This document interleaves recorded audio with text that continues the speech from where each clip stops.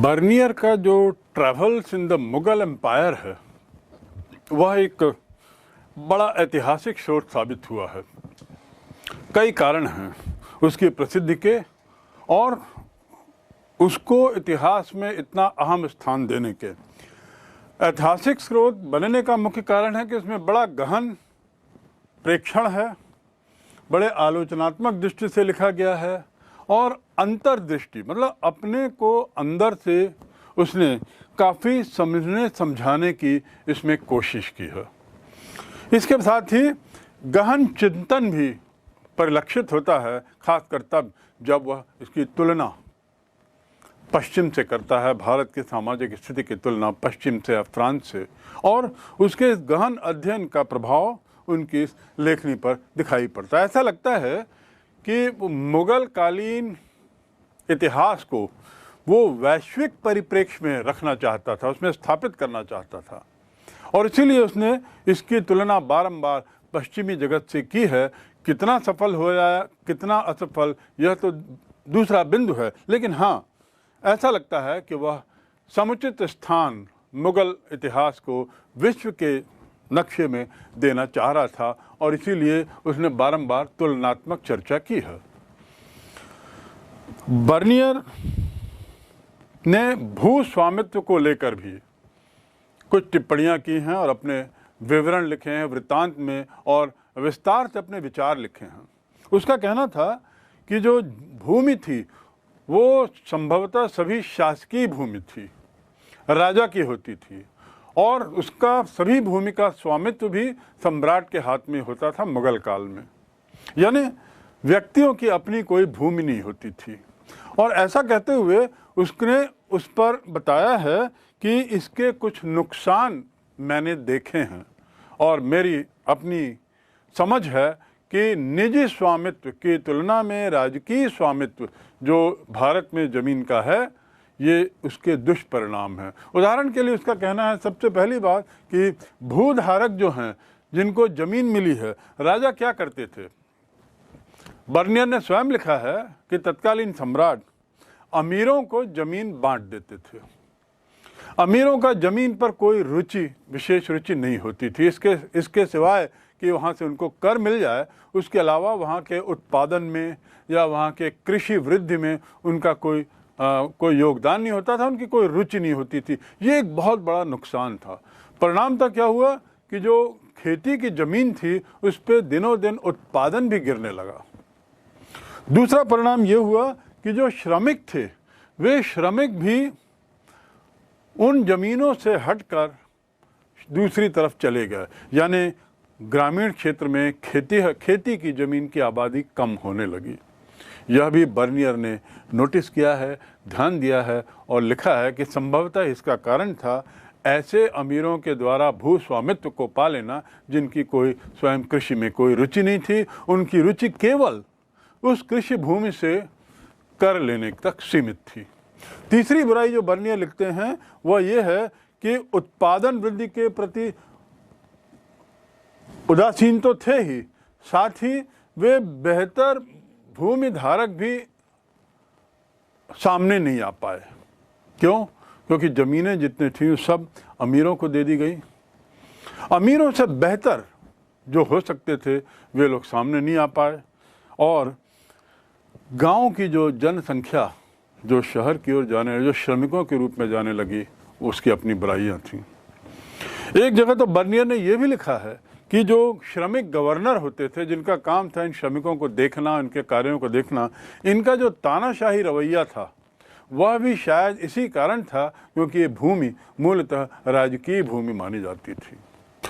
भूमि के मामले में निजता के अभाव को लेकर बर्नियर बार बार इस बात की टिप्पणी करते हैं कि यह मात्र नुकसानदेह ही नहीं था बल्कि कुल मिला के समाज के लिए भी बहुत बुरा था, क्योंकि और ये मौलिक भिन्नता पश्चिमी जगत से करते हुए बर्नियर नहीं चूकते, क्योंकि पश्चिमी जगत में जो ज़मीन थी वह अधिकतर ज़्यादातर निजी हाथों में थी। इसके साथ ही जो पांचवी बुराई उन्होंने बताई है कि अपने पुस्तक में जिक्र करते हुए कहते हैं कि किसानों की दशा अच्छी नहीं थी और यदि वे समय पर भूस्वामी के आदेशों का पालन नहीं कर पाते थे, उनकी अपेक्षाएं पूर्ण नहीं कर पाते थे, तो इनका जीवन यापन तो दूभर हो ही जाता था, कठिन हो ही जाता था। साथ ही या जीवन यापन के निर्वाह के लिए जो चीज़ों की जरूरत थी वो छीन ली जाती थी। उसके अलावा उनके बच्चे भी छीन लिए जाते थे, परिवार टूट जाता था और ये बच्चे इन अमीरों द्वारा दास बना दिए जाते थे। इस प्रकार बड़ा विभत्स चित्र बर्नियर ने किसानों की दशा पर और भूमि स्वामित्व पर दिया है। साथ ही उसने निरंकुशता का भी जिक्र किया है और यह बताया है कि किस तरह ये जो भूमिहीन किसान थे वे इस निरंकुशता का शिकार हो रहे थे। खामियों की मांग को पूरा न करने पर किस तरह उन्हें जगह छोड़ के जाना पड़ता था और निरंकुशता इस हद तक थी कि जो कृषि का उत्पादन है वह निश्चित रूप से इस निरंकुशता के कारण बहुत प्रभावित हो रहा था। एक जगह तो बर्नियर ने अपने यूरोपीय समकक्षियों को, साथियों को इस पुस्तक के माध्यम से, अपनी लेखनी के माध्यम से एक तरीके से उसने चेतावनी भी दी है और कहा है कि निजी स्वामित्व बनाम राजकीय स्वामित्व यदि तुलना करें तो यह साबित होता है कि मेरे अनुभव से साबित होता है कि राजकीय स्वामित्व कतई अच्छा नहीं है। और पश्चिमी जगत में जो लोग राजकीय स्वामित्व, भू स्वामित्व की पैरवी कर रहे थे, उसके लिए उसने इसमें एक तरीके से समझाइश दी है। अगला बिंदु है कि बर्नी की अवधारणा का क्या प्रभाव पड़ा। यानी बर्नियर ने जिस तरीके से अपनी बात भू स्वामित्व के बारे में और अपनी धारणाएं लिखी हैं, उसका पश्चिमी जगत में क्या प्रभाव पड़ा। काफ़ी इसने प्रभावित किया इसकी इस पुस्तक ने। 18वीं शताब्दी में तो इसकी पुस्तक काफ़ी विस्तृत रूप में पढ़ी जाने लगी और विचारकों और दार्शनिकों के बीच में इस बात को लेकर काफ़ी बहस भी हुई, निजी स्वामित्व बनाम राजकीय स्वामित्व को लेकर। और मॉन्टेस्क्यू, जो फ्रांस का एक प्रसिद्ध फिलोसोफर था, दर्शन शास्त्री था, उस मॉन्टेस्क्यू ने तो स्पष्ट कहा है कि ये सब निरंकुशता का ही परिणाम है कि दासता और गरीबी के कारण राजकीय जमीनों में इस तरह का नुकसान देखा जाता है। दूसरे शब्दों में मॉन्टेस्क्यू ने भी निजी संपत्ति का बखान किया है। और दूसरी ओर 19वीं शताब्दी में कार्ल मार्क्स, जो मजदूरों और किसानों का प्रणेता माना जाता था, उसका विचार कुछ और था। उसका कहना था कि निजी स्वामित्व भूमि पर नहीं होनी चाहिए, न ही शासकीय स्वामित्व, बल्कि गांव के समुदाय, उनके पास इस जमीन का स्वामित्व होना चाहिए ताकि किसी तरह का शासकीय दखल ना हो।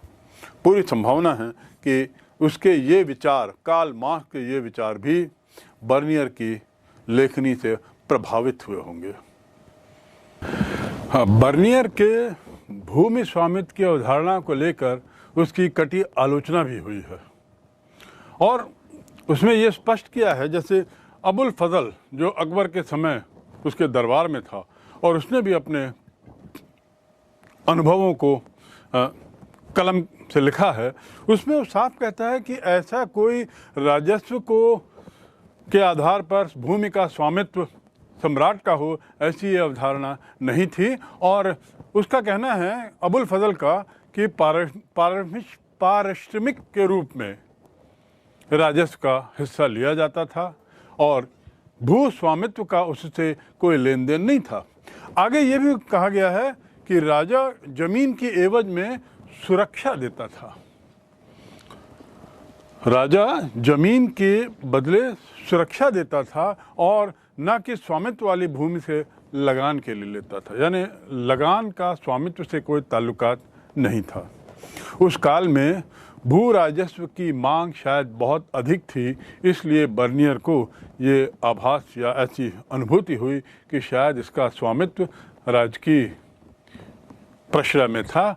और चूँकि भू कर राजस्व बहुत ज़्यादा था तो इसलिए ऐसे मांगों का लगान उसको समझ बैठा और ये लगान था, न भूमि कर न ये लगान था, न ये भूमि कर था, बल्कि एक तरीके से ये किसी भूमि में किए गए कृषि उत्पादन पर लगाया गया कर था।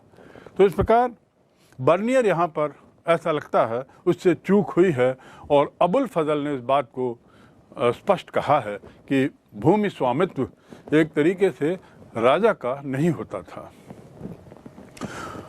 भूमि स्वामित्व और भूमि संबंधी जानकारी के अलावा बर्नियर ने तत्कालीन शिल्पकारों और कारखानों का भी बड़ा विस्तृत वर्णन किया है। यह एक उन यात्रियों में, उन बहुत कम यात्रियों में है जिसने कारखानों का भी विस्तृत विवरण किया है, और उसने बताया है कि बड़े बड़े कारखाने होते थे जिसमें बड़े बड़े कक्ष होते थे, और उन कक्षों में चर्मकार, सुनार, शिल्पकार, कलाकार या अन्य कार्य करने वाले अपना कार्य करते रहते थे। उसके अलावा एक तरीके से एक इंस्पेक्टर भी होता था जो इन लोगों के काम की शैली पर नज़र रखता था और लगातार घूमते रहता था यह देखने के लिए कि कार्य सुचारू रूप से चल रहा है कि नहीं। भारतीय शिल्प और भारतीय कारखानों के इस वर्णन को करते हुए ये बात रेखांकित करनी चाहिए, ये बात खास तरीके से आपको समझना चाहिए कि इब्न बतूता, टवर्नियर और उसके अलावा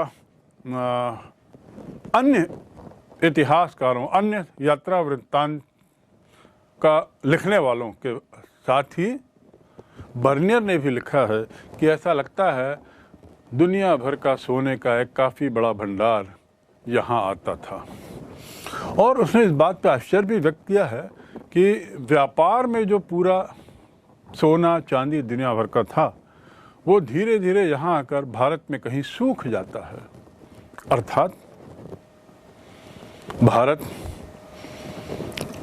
भारी मात्रा में सोना और चांदी तत्कालीन भारत में आ रहा था, इस बात का स्पष्ट जिक्र प्लिनी, जो एक स्वयं बहुत प्रसिद्ध दार्शनिक रहा है, बतूता, रजाक जो विजयनगर में राजदूत था, और बर्नियर, इन सब की सोच एक जैसी है।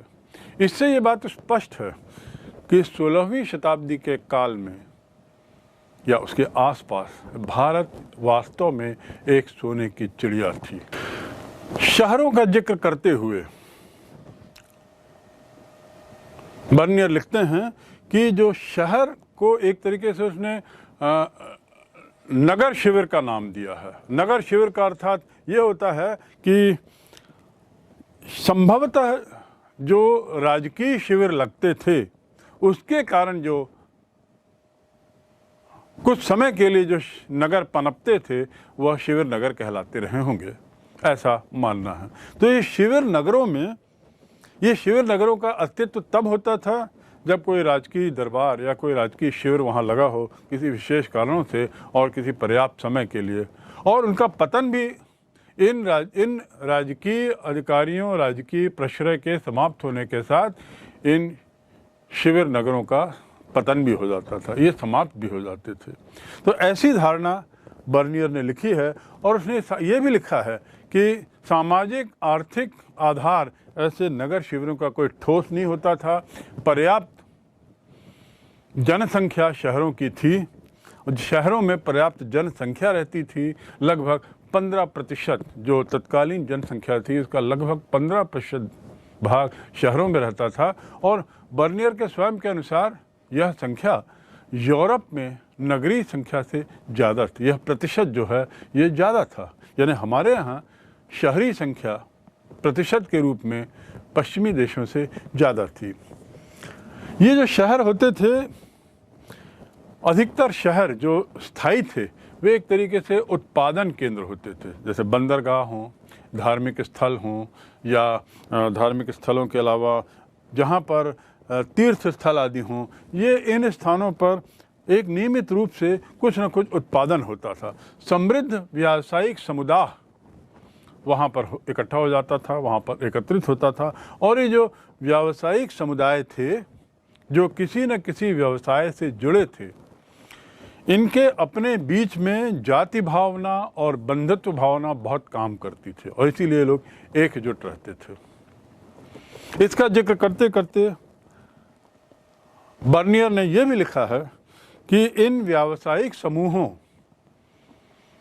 का एक मुखिया होता था जिसे सेठ कहते थे, और अहमदाबाद जैसे शहर में वहाँ पर ऐसे कई व्यावसायिक समूह मिलकर अपना एक मुखिया चुनते थे जो नगर सेठ कहलाता था।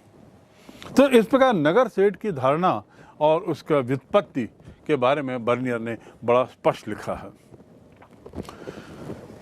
ये जो व्यवसायों की बात करें तो व्यापारियों के अलावा अन्य तरह के व्यवसाय जो होते थे, जैसे चिकित्सक, उसके साथ ही चिकित्सक के अलावा वकालत करने वाले वकाल, शिक्षक, अध्यापक, अधिवक्ता, वास्तुविद, चित्रकार, संगीतकार आदि, इन सब के अपने सामुदायिक समूह होते थे और इन सब का जो अपना ढांचा था वह एक ही जैसा था, जिसमें उनके अपने अपने जाति के आधार पे और अपने बंधुत्व की भावना के आधार पे इनमें जो बॉन्डिंग थी, इनमें जो एकता थी, वह देखने लायक थी।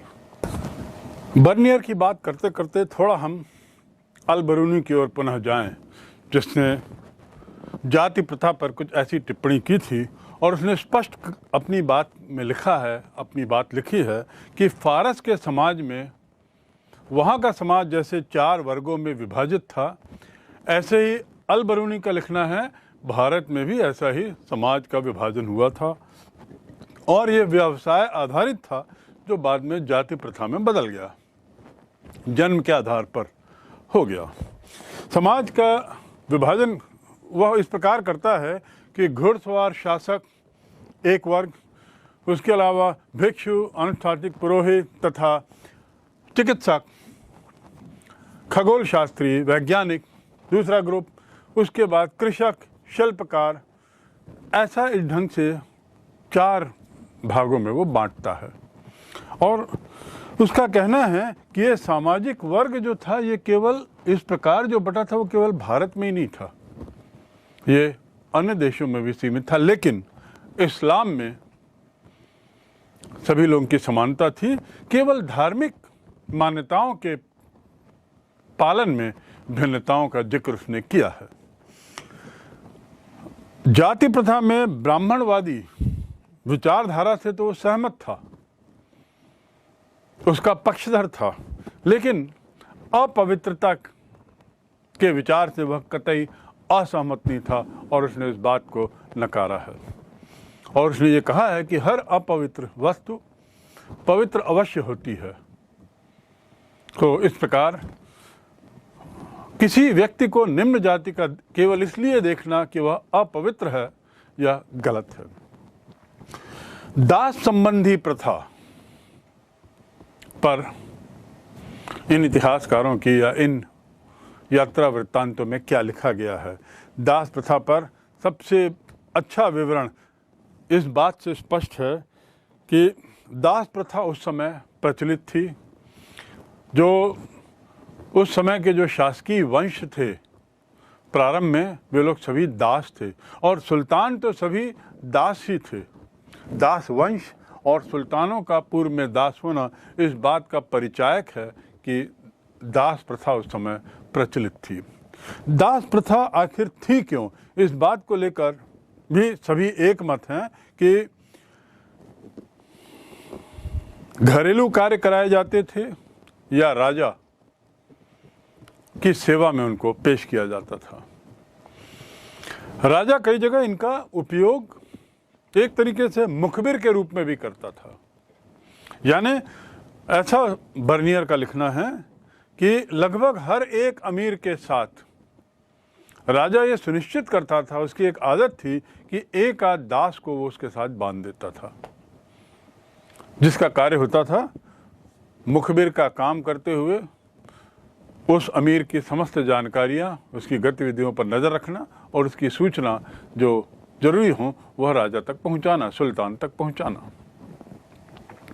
ये दास लोग भेंट में लिए दिए भी जाते थे और जैसा मैंने पूर्व में बताया कि बहुत लोग दास मात्र इसलिए बना दिए जाते थे क्योंकि उनके जो पिता लोग थे, किसान पिता लोग, वो लोग शायद समय पर राजाओं की अपेक्षाओं को पूर्ण नहीं कर पाए और इसलिए इनके बच्चों को दास के रूप में ले लिया। बर्नियर स्वयं लिखते हैं कि जब वो फ्रांस से आए तो मुल्तान में उन्होंने मुल्तान के गवर्नर को कुछ भेंट दी। उस भेंट में किशमिश, बादाम और एक दास था। उसी प्रकार जब वो दिल्ली पहुंचा तो मोहम्मद बिन तुगलक को भी उसने कुछ दास भेंट किए। तो इस प्रकार दासों का प्रचलन भेंट आदि के रूप में भी होता था और दासों से जो कार्य लिए जाते थे वो उनकी क्षमता अनुसार होता था।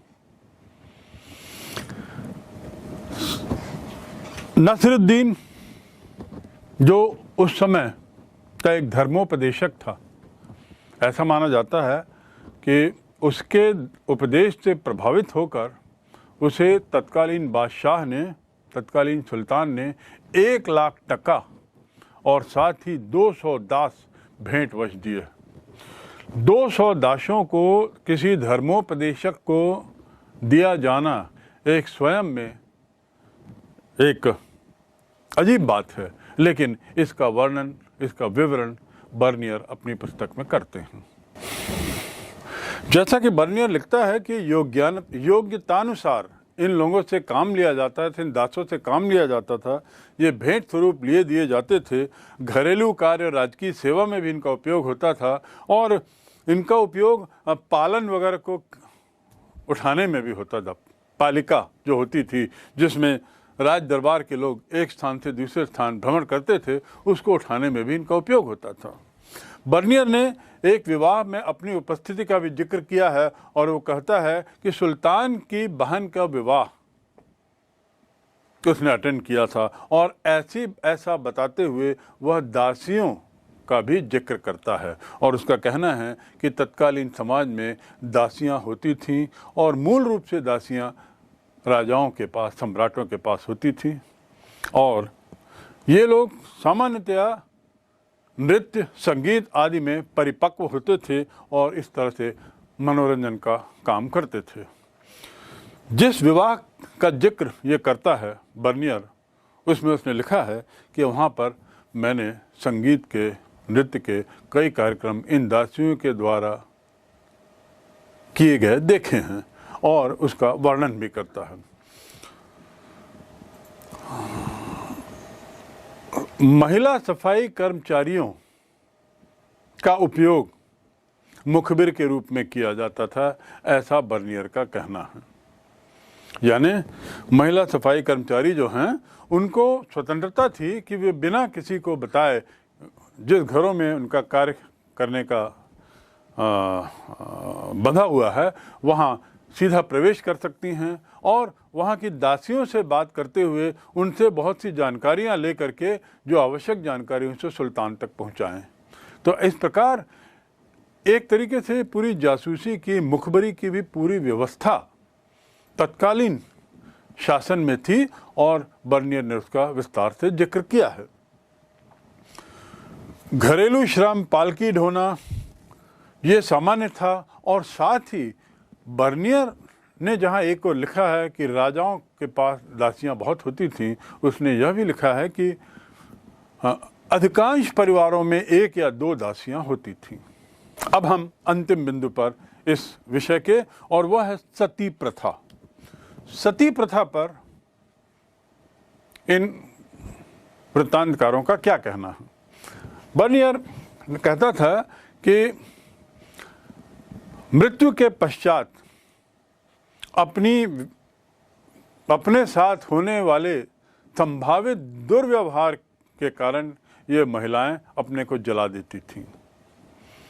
उनको भय होता था कि विधवा होने पर शायद दूसरे लोग अपनी मर्यादा खो बैठें और हमारे साथ दुर्व्यवहार करें, इसलिए सती प्रथा की चर्चा, सती प्रथा प्रचलित थी और होती थी। अल बरूनी ने जला देने की इस प्रथा का यही कारण बताते हुए फिर लिखा है कि बुरे व्यवहार का ही इन लोगों को सतत रूप से डर खाता था। उसने, अल बरूनी ने देवदासी और वेश्यावृत्ति का भी जिक्र अपनी इस पुस्तक में किया है, जो भारतीय समाज में कहीं न कहीं परिलक्षित होता है। इब्न बतूता ने अपने वृत्तांत में भी सती प्रथा का वर्णन किया है और अपने आंखों देखी घटना का उसने जिक्र करते हुए कुछ बातें लिखी हैं। वह लिखता है कि उसने तो खुद 3 स्त्रियों को मध्य प्रदेश में कहीं 3 स्त्रियों को सती होते हुए देखा। वे तीनों महिलाएं, उनके एक हाथ में दर्पण होता था और दूसरे हाथ में नारियल पकड़ के वे घोड़े पे ले जाई जाती थीं। आगे आगे नगाड़ा, गाजे बाजे रहते थे और इसके साथ ही ये तीनों महिलाएं स्वेच्छा से सती होने जा रही थीं, जिसकी लिखित अनुमति उनसे ले ली जाती है। इनके जो तीनों महिलाओं के जो पति थे वो युद्ध में स्वर्गस्थ हो चुके थे और इस प्रकार इस घटना का विवरण करते हुए बतूता कहता है कि ये महिलाएं जब चिता पर जाती हैं तो उस समय नगाड़ों की आवाज़ बढ़ती चली जाती है, बहुत ज़्यादा बढ़ती है और लोग आसपास कुछ कंबल लेकर भी खड़े हो जाते हैं कि कहीं ऐसी स्थिति ना हो जिसमें महिला जलने के कारण उसको कंबल की ज़रूरत पड़े। तो वह दृश्य का विवरण देते हुए बतूता स्वयं लिखते हैं कि एक क्षण ऐसा आया जब मैं बेहोश हो गया और यदि मेरे चेहरे पर पानी नहीं डाला जाता उस समय तो शायद मैं घोड़े से गिर जाता। ये तो हुआ बतूता का सती के प्रति उसका खुद का अनुभव। बर्नियर ने ऐसी घटना देखी जिसमें सती जो हुई वे स्वेच्छा से नहीं बल्कि व्यवस्था से, उनके साथ ज़बरदस्ती करके उनको सती किया गया। कुल मिलाकर सती प्रथा के बारे में ये बात स्पष्ट है कि उस समय यह प्रथा भारत में थी। ऐसा भी हम सोच सकते हैं कि इन विदेशी यात्रियों ने सती प्रथा का वृत्तांत और इसका वर्णन इसलिए ज़्यादा किया है क्योंकि ये केवल भारत में ही ये प्रथा थी और इसलिए उन लोगों का ध्यान विशेष रूप से इस ओर आकर्षित कर रही थी। अन्य किसी समाज में उन्होंने इस सती प्रथा जैसी चीज़ नहीं पाई थी। लेकिन इसका अर्थ ये नहीं कि महिलाओं की स्थिति बहुत खराब थी। महिलाएं, अन्य कामकाजी महिलाएं और घरेलू महिलाओं के अलावा कार्य करने वाली महिलाओं का भी जिक्र इनके द्वारा किया जाता है। तो एक प्रकार से हम कह सकते हैं कि सती प्रथा एक बहुत बुरी कुरीति हमारे समाज की थी, तत्कालीन समाज की, जिसका विवरण इन लोगों ने किया है। पर साथ ही इसका अर्थ यह नहीं कि भारतीय समाज में महिलाओं की स्थिति बहुत बुरी थी। वे लोग भी एक अच्छा जीवन जी रहे थे यदि हम सती प्रथा को एक ओर रख दें तो। इस प्रकार इन तीनों इतिहासकारों, इन तीनों वृत्तांत विवरण लिखने वालों का हमने जो अध्ययन किया उससे जो बातें स्पष्ट हुई, इस मध्यकालीन भारत के इतिहास की हमारी जानकारी बेहतर हुई होगी, बेहतर समझ आई होगी और हमको बड़ा आश्चर्य हो रहा होगा कि कैसे वह देश जो सोने की चिड़िया आज से 400 वर्ष पूर्व था, आज दुनिया के सबसे निर्धनतम देशों में जाना जाता है, जहां गरीबी का प्रतिशत 70% आज भी बना हुआ है।